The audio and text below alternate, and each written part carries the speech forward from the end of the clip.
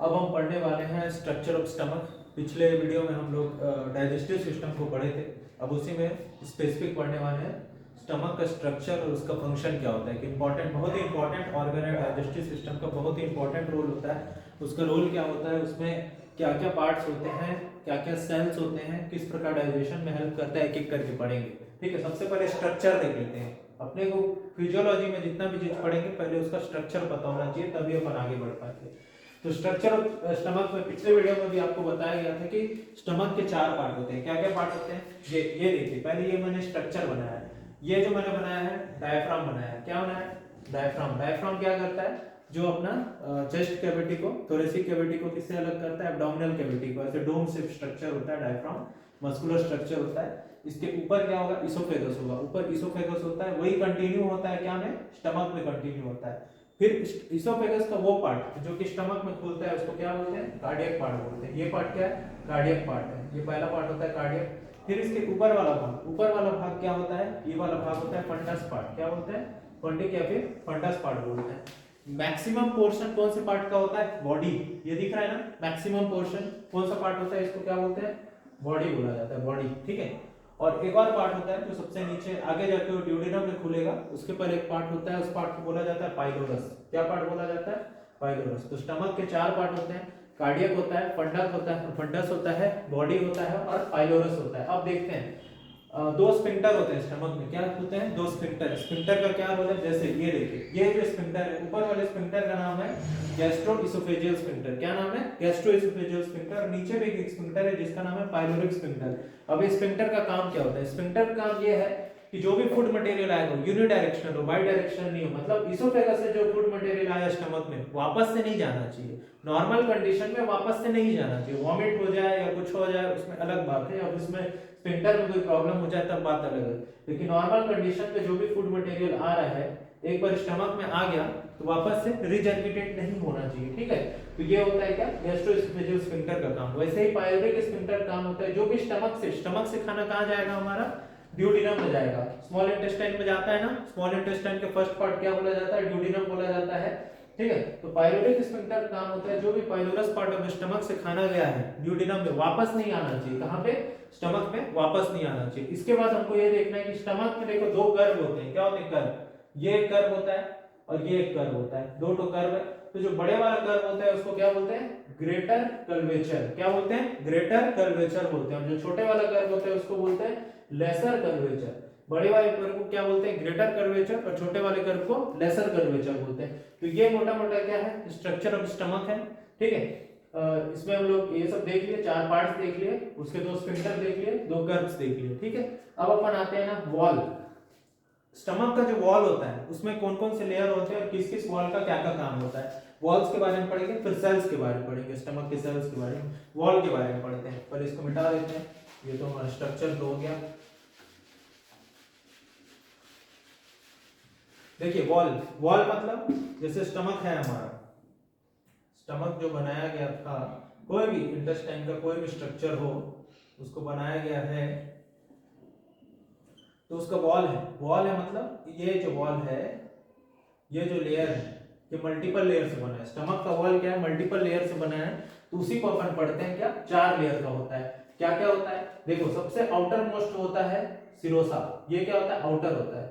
क्या होता है, आउटर। मतलब इस तरफ से जब स्टमक के बाहर से जाएंगे सबसे पहले क्या पड़ेगा हमको, सिरोसा पड़ेगा। ठीक है, फिर उसके अंदर जाएंगे तो मसल लेयर आएगा। मसल लेयर क्या बोलते हैं, मस्कुलरिस म्यूकोजा या मसल लेयर सीधा बोल सकते हैं। फिर उसके अंदर आएगा सब म्यूकोजा और अंत में म्यूकोजा आएगा। एक एक करके देखते हैं कैसे होता है। ठीक है, सबसे बाहर क्या आएगा, सिरोसा आएगा। क्या आएगा, सिरोसा।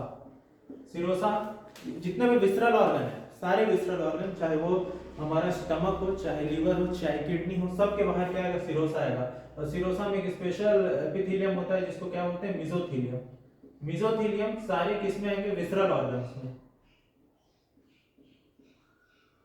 विसरल ऑर्गन्स वो जो भी शरीर के अंदर है हमको दिख रहे नहीं है, वो सब क्या है, विसरल ऑर्गन्स है। हार्ट है, लंग्स है, सारे विसरल ऑर्गन्स है। ठीक है, तो सिरोसा होता है सबसे पहला हमारा क्या होता है, लेयर होता है। सेकंड क्या है, मसल लेयर, मस्कुलरिस लेयर।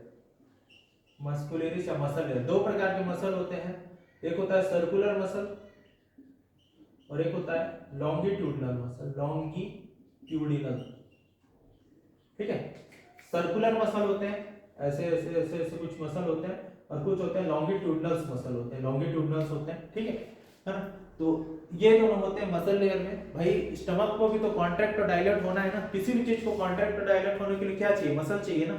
तो वैसे स्टमक के लिए क्या होता है, मसल लेयर होता है, ठीक है। अब थर्ड देखते हैं, थर्ड लेयर क्या होता है हमारा, सब म्यूकोसा। क्या होता है, सब म्यूकोसा। सब म्यूकोसा में होते हैं लूज कनेक्टिव टिश्यू। क्या होते हैं, लूज कनेक्टिव टिश्यू होते हैं, लूज कनेक्टिव टिश्यूज होते हैं इसमें, सब म्यूकोसा में। अब लूज कनेक्टिव टिश्यू, इसके अंदर और क्या क्या होते हैं देखिए, यहीं पर रहेगा ब्लड, लिम्फ, नर्व्स, यहीं पे ब्लड, लिम्फ, नर्व वगैरह रहेंगे, ठीक है। और सबसे अंदर होता है म्यूकोसा, म्यूकोसा स्टमक के सबसे अंदर होगा म्यूकोसा। अब म्यूकोसा आपस में मिलकर फोल्ड्स बना लेते हैं, जिसको गैस्ट्रिक फोल्ड्स या फिर रगे बोलते हैं। क्या बोलते हैं, रगे, रगे या फिर गैस्ट्रिक फोल्ड्स। देखिए स्टमक के लिए जहां पे भी गैस्ट्रिक वर्ड आएगा ना, तो वो स्टमक है, गैस्ट्रिक फोल्ड्स बोलते हैं। तो ये हो गया हमारा स्टमक का क्या, वॉल, वॉल में ये सब चीज होता है, ठीक है। अब अपन सेल्स के बारे में देख लेते हैं, वॉल के बारे में बताते हैं,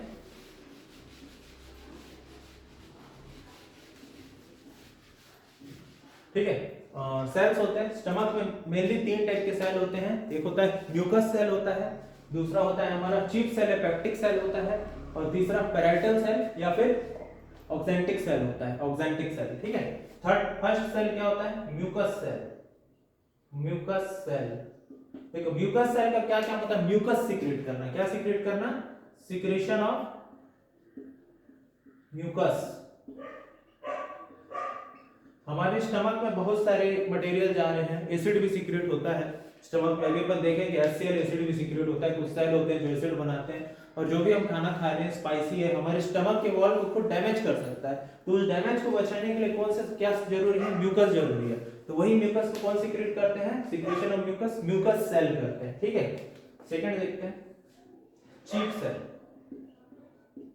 चीफ सेल या फिर पेप्टिक सेल, पेप्टिक सेल्स, ठीक है। चीफ सेल क्या, इनका क्या काम है, एंजाइम सीक्रेट करना। अब स्टमक से मैंने बताया था, पिछले वीडियो में बताया था कि मेनली डाइजेशन कहां से शुरू होता है, प्रोटीन्स का हमारा स्टमक से होता है। तो ये एक एंजाइम सीक्रेट करेंगे, एंजाइम का नाम क्या होगा, पेप्सिनोजेन, पेप्सिनोजेन। पेप्सिनोजेन क्या है, इनएक्टिव एंजाइम है। क्या है, इनएक्टिव एंजाइम है।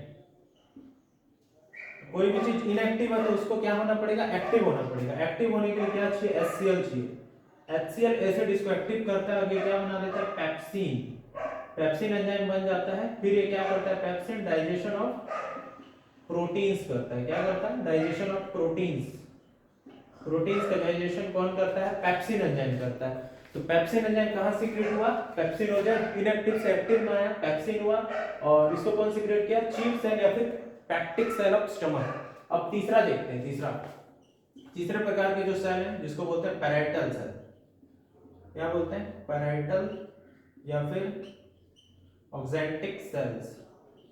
ये दो चीज सीक्रेट करते हैं। एक तो मैंने बताया था कि हमें स्टमक में HCl सीक्रेट होता है, HCl मतलब हाइड्रोक्लोरिक एसिड सीक्रेट होता है, लेकिन डाइल्यूट क्वांटिटी में होता है, इसलिए हार्मफुल नहीं होता। और दूसरा उसका जो भी हार्मफुल इफेक्ट होगा थोड़ा बहुत, उसको न्यूट्रलाइज कौन कर देता है, हमारा म्यूकस कर देते हैं, ठीक है। अब देखते हैं पैराइटल सेल क्या क्या सीक्रेट करते हैं। बच्चे लोग दो चीज सीक्रेट करते हैं, एक HCl होता है और दूसरा intrinsic factor, intrinsic factor, intrinsic factor, intrinsic factor of castle बोलते हैं एक्चुअल में इसको, पूरा नाम इंट्रिंसिक फैक्टर ऑफ कैसल बोलते हैं।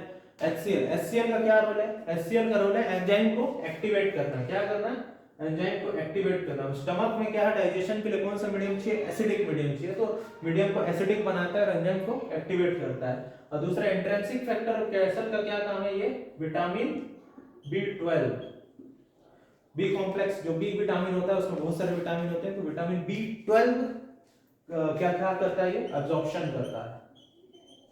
विटामिन B12 के अब्जॉर्प्शन में हेल्प करता है कौन, intrinsic factor of castle help करता है। तो ये था हमारा स्टमक का पूरा स्ट्रक्चर हो गया था, ठीक है। हमारे सेल्स पढ़ लिए थे, और ये लास्ट में हमारा क्या हो गया, वॉल हो गया, वॉल और सेल्स। तो इस प्रकार हमारा वीडियो ये समाप्त होता है। अगले वीडियो में मिलते हैं। धन्यवाद।